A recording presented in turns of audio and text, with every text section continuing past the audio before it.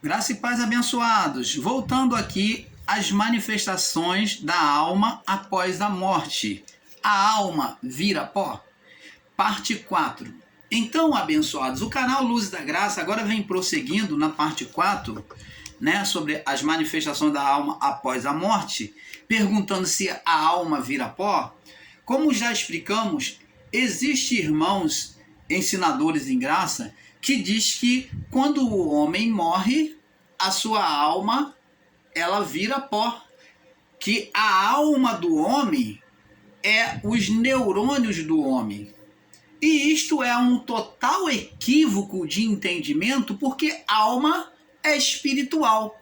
A alma não é física. A alma não pode virar pó porque ela não é física. A alma não é os neurônios do homem, que é o cerebelo, porque a alma é espírito e não físico. A alma não ficava preso, ela não fica presa à sepultura, porque a alma é espírito. O espírito não está limitado às coisas físicas.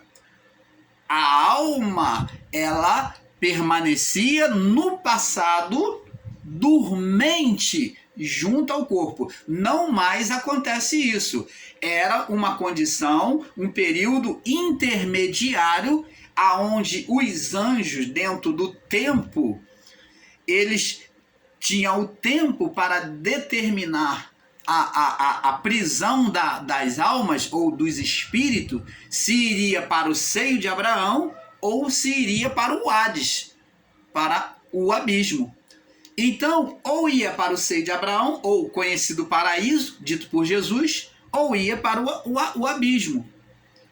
Então, nesse período intermediário, aonde não havia ainda sido levado a alma, sido conduzida a alma a um desses dois, a uma dessas duas portas, ou a uma dessas duas prisões espirituais, que era a condição adeana de todos, de Adão até a ressurreição de Cristo. Então era a condição de todos, santos ou não, todos eles estavam com seus espíritos ou a sua alma em prisão. Então, antes dos anjos determinar o lugar para onde ia, algumas almas estavam junto ao corpo dormente. Por isso que Jesus falou que Lázaro não está morto, mas dorme, que era a condição dos mortos que haviam de ser ressuscitados por Deus, por meio do homem de Deus, por meio de Cristo. Então, é essa condição. Como Paulo também ressuscitou mortos. Ressuscitou a Tabita, não foi? Então, Paulo, ele não fez ressurreição no período da igreja primitiva? Então, ele executou uma ressurreição.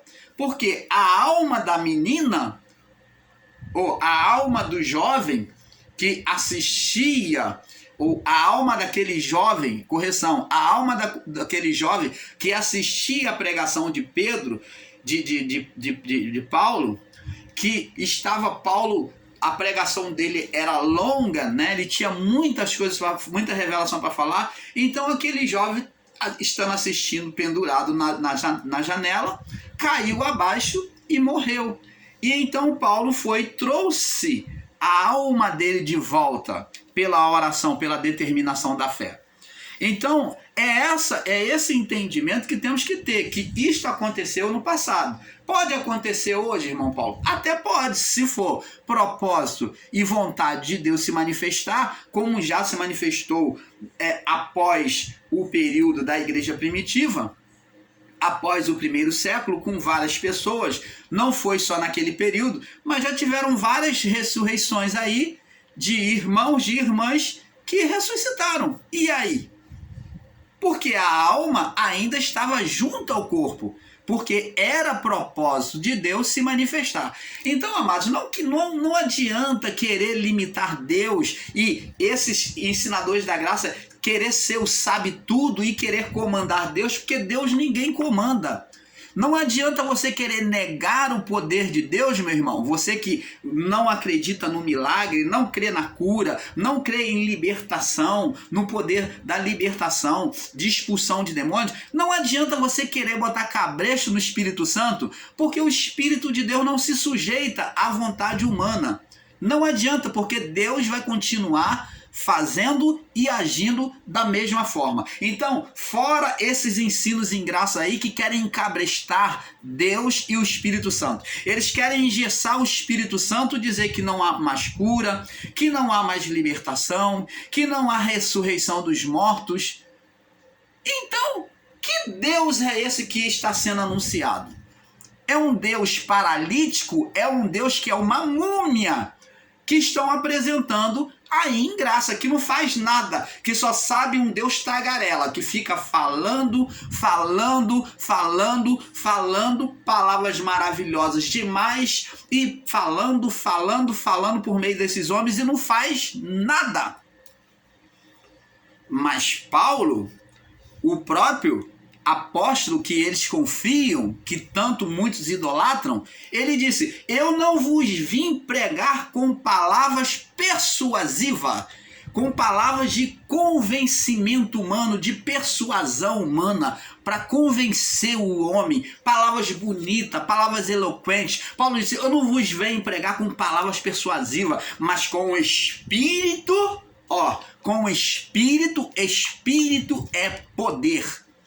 É vida, Espírito é vida. Eu não vos venho pregar com palavra persuasiva, mas com Espírito e poder, e manifestação de poder.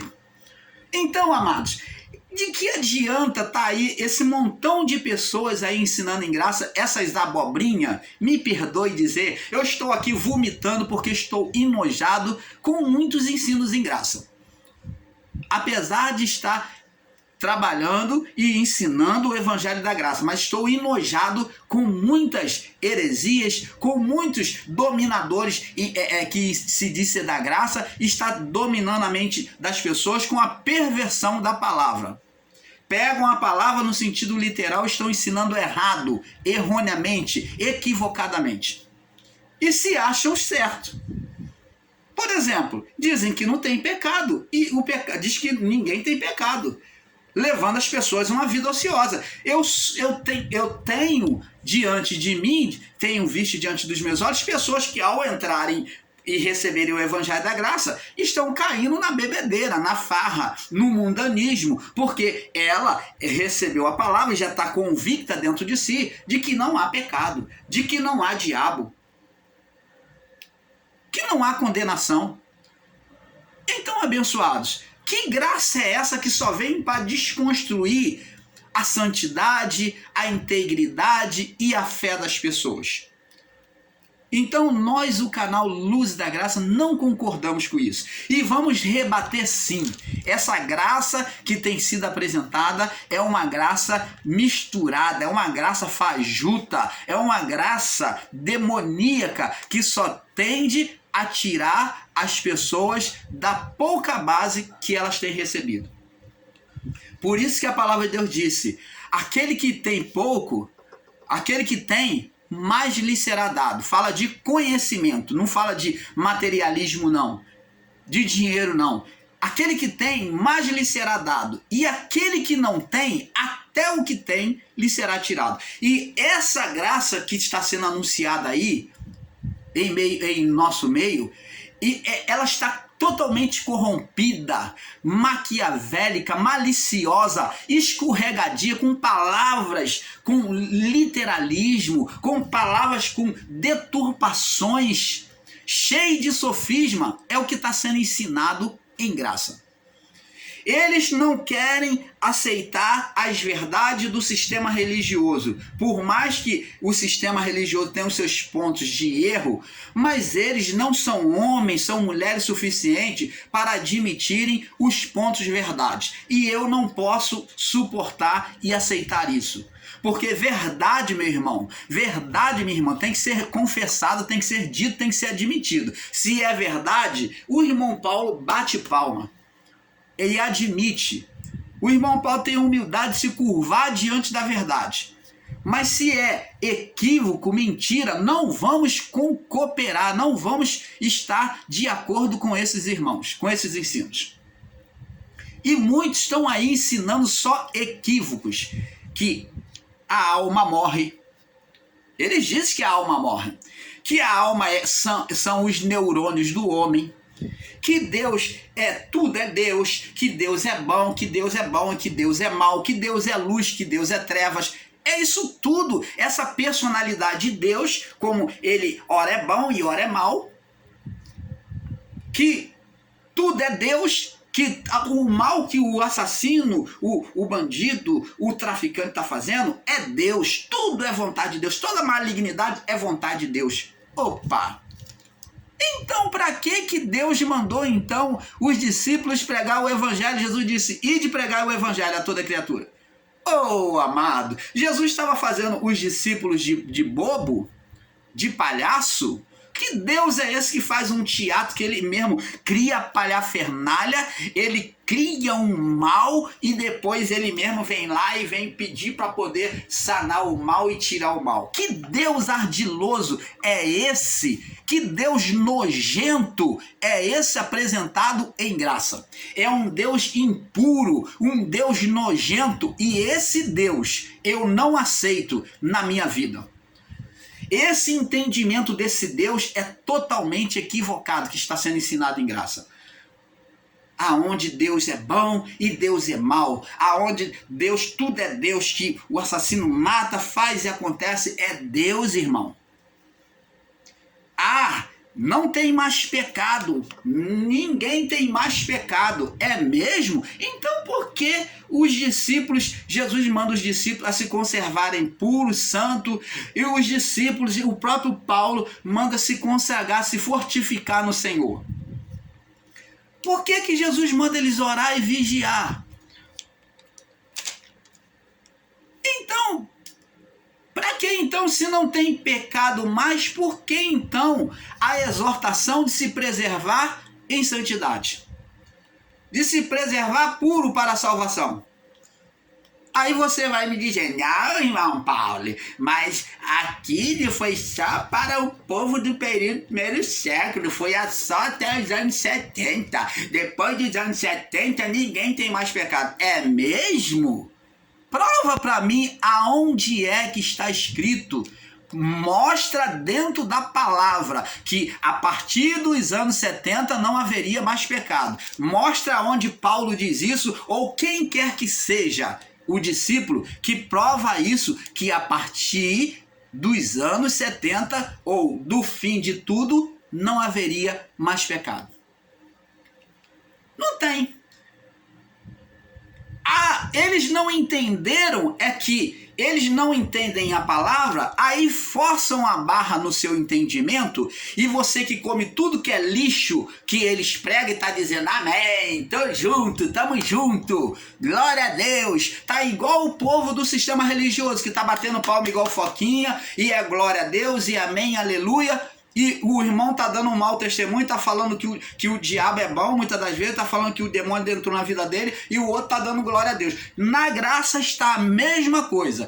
Estão falando um montão de asneira, ensinando um montão de besteira, e as pessoas estão dizendo, glória a Deus, estamos juntos, somos eleitos, e assim é, entendeu? E estão aí, abençoando, abençoando uma maldição na vida deles. Estão dizendo amém para uma maldição. Como diz a palavra, precipitado é dizer é santo. Eles estão dizendo é de Deus, é santo, estamos juntos, para uma maldição. Então, abençoados, dizer que não tem pecado, eles não entenderam que o pecado, que a condenação espiritual foi a Adeana. Por isso é que lá no livro de Gênesis, capítulo 1, Gênesis 1, vamos prosseguir aqui. No Gênesis 2, no capítulo 16 e 17, diz assim: e ordenou o Senhor Deus ao homem, dizendo, de toda a árvore do jardim comerás livremente, Ó, você tem liberdade, mas da árvore do conhecimento do bem e do mal, dela não comerás, porque no dia que dela comer, certamente morrerás. Então, que morte que Deus está falando? O homem e a mulher, quando comeu do fruto, desobedeceu à ordenação do Criador. Eles morreram fisicamente? Não. Então significa que Deus ali não estava falando diretamente de uma morte física. Mas agora vamos olhar com inteligência para o lado espiritual, para a causa de eles ter comido aquele fruto, o que aconteceria com eles e com a criação? Aí agora começa a vir uma sentença espiritual. Então, por causa do pecado do homem, Deus diz aqui a Adão, ó, Gênesis 3, verso 17, e disse Adão, porquanto deste ouvido à voz da tua mulher e comeste da árvore te ordenei, dizendo, não comerás dela, maldita é a terra por causa de ti, e com dor comerás dela todos os dias da tua vida, espinhos e cardos também te produzirá, comerás da erva do campo, do suor do teu rosto comerás o teu pão, até que tu venha morrer, torne a terra, venha morrer, ó, venha ao que? Morrer, tornar a terra, virar pó, porque dela foste formado, és pó, e em pó agora você vai se tornar agora por causa do dano espiritual que você causou, não só a você, Adão, mas a sua mulher e a natureza, a criação. Você está entendendo? Então aqui, amados, vê-se que o pecado, a condenação era do espírito que foi arrastado, se submeteu à alma. O espírito e a alma são inseparáveis. O Paulo chega a dizer que a palavra de Deus é mais cortante a ponto de separar, fazer algo que o homem não pode, dividir alma, junta e medula, quer dizer, junta e medula, osso e medula, né? E tutano, e alma e espírito. Então, pela palavra de Deus, haveria de ter uma separação da alma do espírito, das obras da alma do espírito. Então, agora, em Cristo, na sua morte na cruz e ressurreição, há uma libertação desse pecado adeano inicial. Foi esse pecado é que não existe mais, não tem mais condição de termos condenação espiritual que transfira para os nossos descendentes. O irmão Paulo jamais pode transferir o pecado dele para o seu descendente. Por quê? Porque não tem mais condenação espiritual. O pecado do irmão Paulo, como Paulo disse, porque naquilo não erreis, porque de Deus não se zomba, porque naquilo que o homem semear, isso também ele ceifará. Então o irmão Paulo, naquilo que ele semear na presença de Deus, então ele vai semear também juízo, não só nesta vida, como na vida por vir, após a morte. Mas o pecado vai ser punido na carne ou na vida por vir. Você está entendendo? O pecado é algo particular de cada um de nós. E esses irmãos não entenderam isso. Agora, vamos ver o que Paulo diz aqui. Antes de falarmos sobre Paulo, vamos aqui ver o discurso de Jesus junto ao ladrão da cruz. Vamos entender, vamos retroceder um pouquinho para trazer entendimento a alguns irmãos aí. Vamos ver. Lucas capítulo 23, no verso... Lucas 23, no verso 35. Lucas 23, no verso 35 ao 43. Diz assim, Lucas 23, verso 35 ao 43. E o povo estava olhando, E também os príncipes zombavam dele, de Jesus na cruz, né? Dizendo: aos outros salvou, salve-se a si mesmo, se é o Cristo escolhido de Deus. E também os soldados escarneciam, chegando-se a ele, apresentando-lhe vinagre. E dizendo: se tu és o rei dos judeus, salva-te a ti mesmo. E também por cima dele estava um título de zombaria, né? Escrito em letras gregas, romanas e hebraicas. Este é o rei dos judeus. Então, esse escrito foi um escrito de zombaria. E um dos malfeitores que estavam pendurados, blasfemando dele, dizendo: se tu és o Cristo, salva-te a ti mesmo e a nós.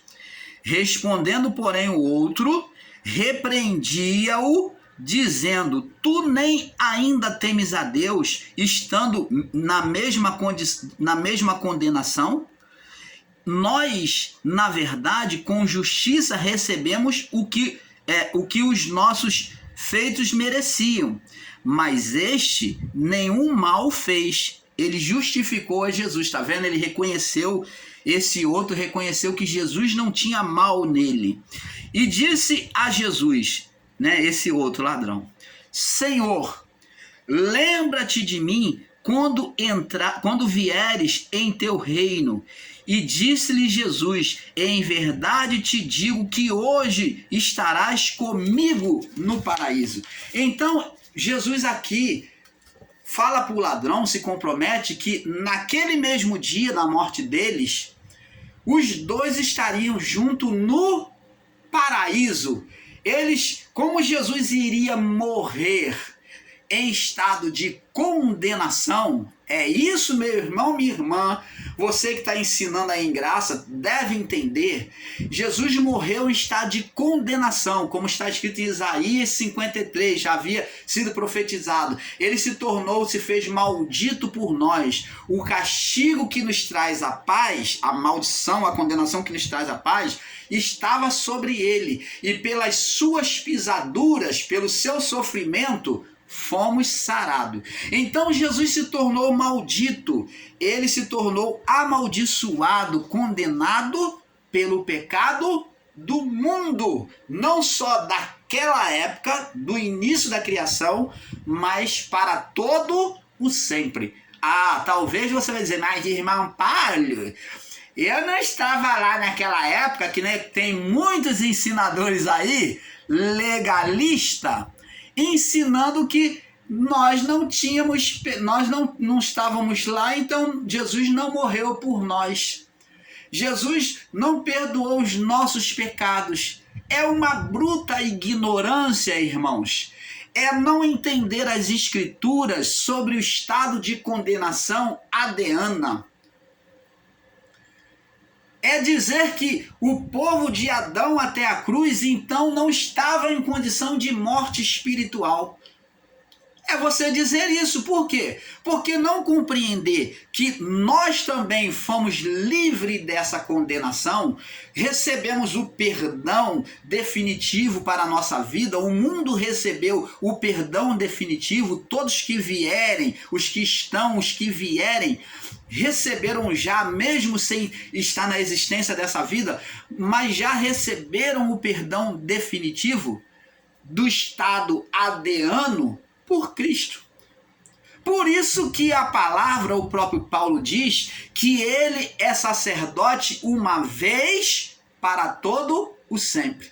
Que ele exerceu o sacerdócio uma vez só, na morte de cruz, para todo sempre, para toda a vida, para todos. E como é que alguns irmãos cabeçudo da graça, que não entendem, são literais, são legalistas, que vivem dizendo que Jesus não morreu por eles, que a morte de Jesus não foi por eles, que Jesus não levou o pecado deles, que levou o pecado somente daquele povo do primeiro século. Oh, abençoado! É você não entender as escrituras, é você não entender o estado de morte espiritual que foi transmitido de Adão até Cristo. Foi em Cristo que foi cancelado. Se ele não tivesse padecido da morte do madeiro, nós estaríamos envolvidos nessa condenação espiritual. Nós e toda a criação. Então ele livrou todo mundo. Aí cumpre-se a palavra. É você não compreender. Agora vamos lá para o livro de Mateus.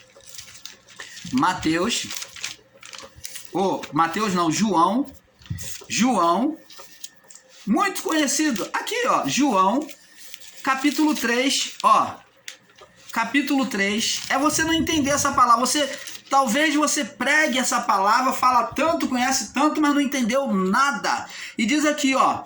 Agora nós vamos ver que esses que diz que Jesus não morreu por eles, que Jesus não tirou o pecado deles, que foi somente daquele povo do primeiro século. Não. Jesus tirou o pecado do mundo, o mundo inteiro, de toda criatura que existiu, que virá a existir. Está escrito aqui, ó, João 3,16. Porque Deus amou o mundo. Olha, a reparação foi com toda a criação.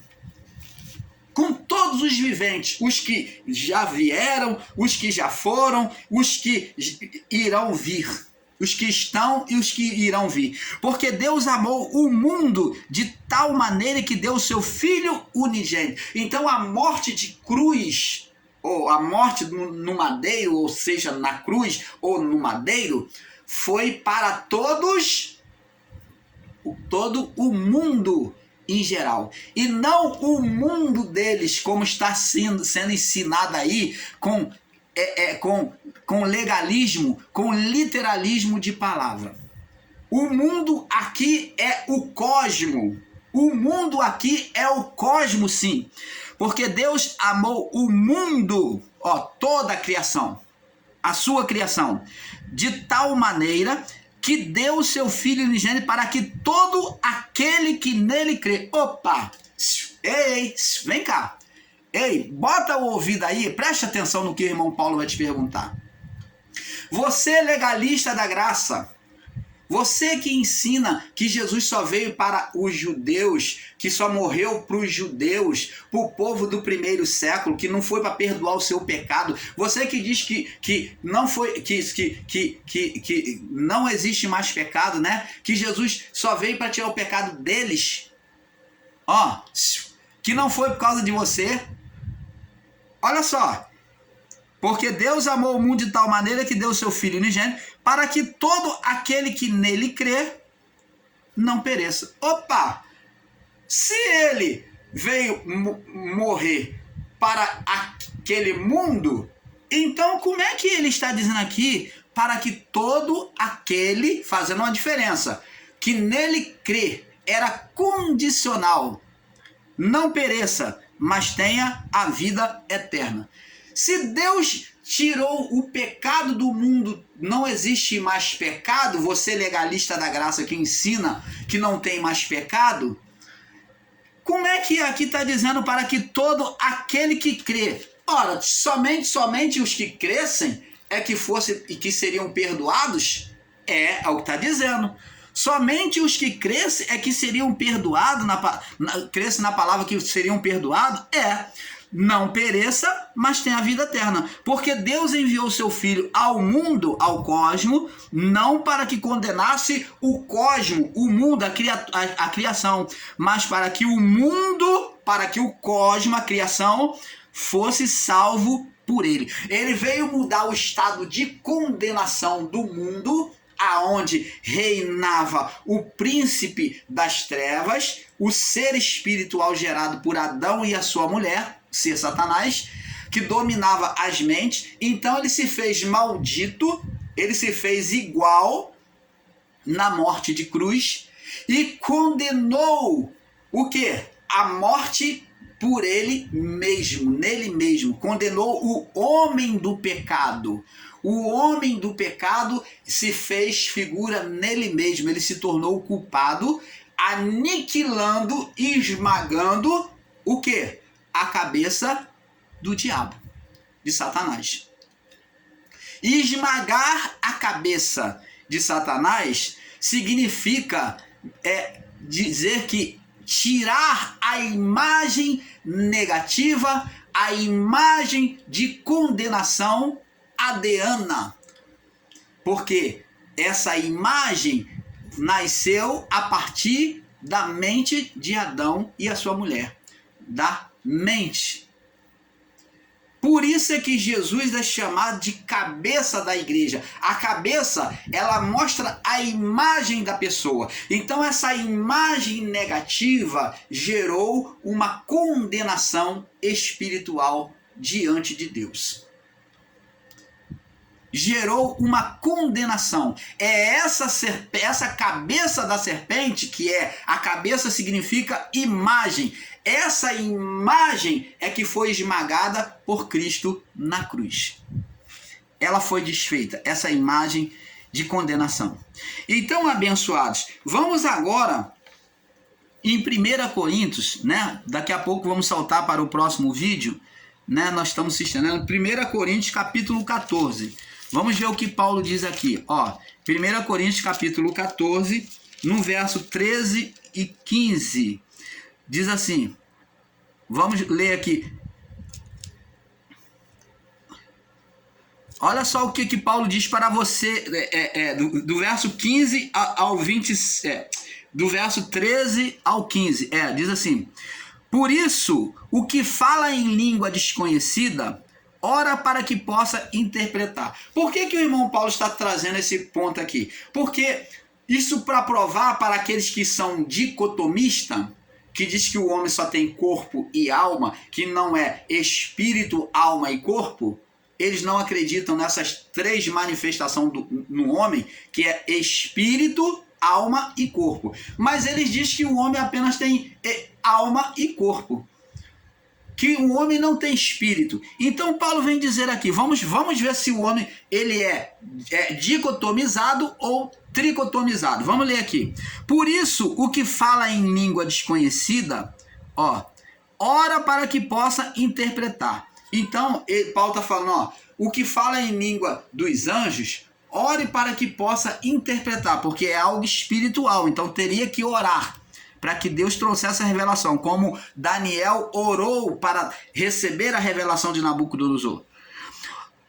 Porque se eu orar em língua desconhecida, olha o que Paulo vai falar, raciocina aí, mente iluminada agora para poder entender isso aqui.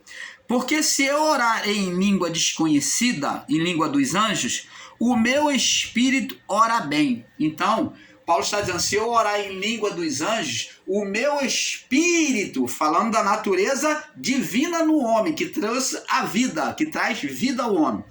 O meu espírito ora bem, mas o meu entendimento fica sem fruto. Entendimento está falando de intelecto, da alma do homem. E como é que aqui Paulo está falando? Se eu orar